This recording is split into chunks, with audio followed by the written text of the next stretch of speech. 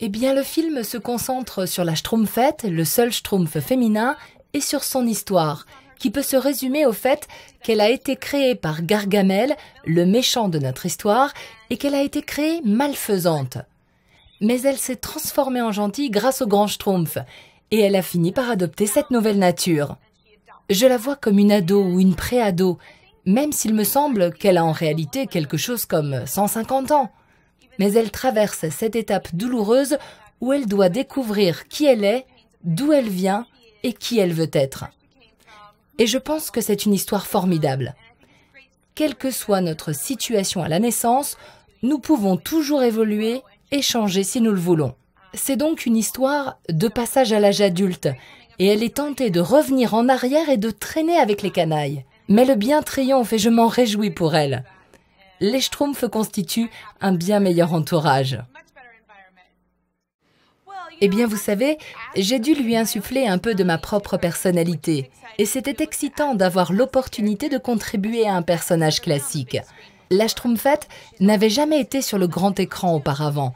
Elle avait seulement existé dans les bandes dessinées et les dessins animés, et les livres bien sûr, mais elle n'avait jamais été sur le grand écran. Donc c'était bien de la remodeler un peu et de lui insuffler un peu de mon style légendaire.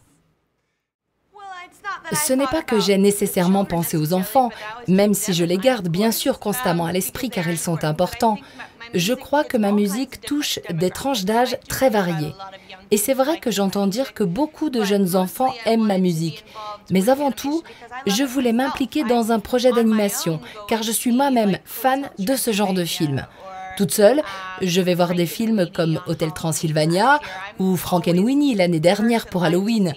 Je suis toujours la première de la file d'attente pour voir des films d'animation. Ils recèlent une grande profondeur émotionnelle. Parfois, ils vous surprennent. Ils vous font passer du rire aux larmes en un instant. C'est un genre cinématographique merveilleux, aux possibilités très vastes. Oui, parfois. Comme lorsque, par exemple, je devais capter une certaine émotion lors d'un doublage. J'essayais de trouver un exemple spécifique auquel relier cette émotion. Qu'il s'agisse de tristesse, de bonheur, de joie, d'excitation ou de peur, je trouvais un élément spécifique. Eh bien, lorsque je suis en tournée, sur scène, parfois j'explore les raisons pour lesquelles j'ai écrit cette chanson, ce qui m'aide à offrir une meilleure performance, à la fois sur scène et pour doubler des films d'animation. En personne? Eh bien, c'est un peu plus difficile. Participer à des films d'animation est certainement pour moi un moyen de se frotter au métier. Mais les conditions de travail sont bien plus clémentes. On peut arriver en pyjama, sans maquillage, à 4 heures de l'après-midi, alors que si vous êtes une véritable actrice, vous devez être à la coiffure et au maquillage à 4 heures du matin.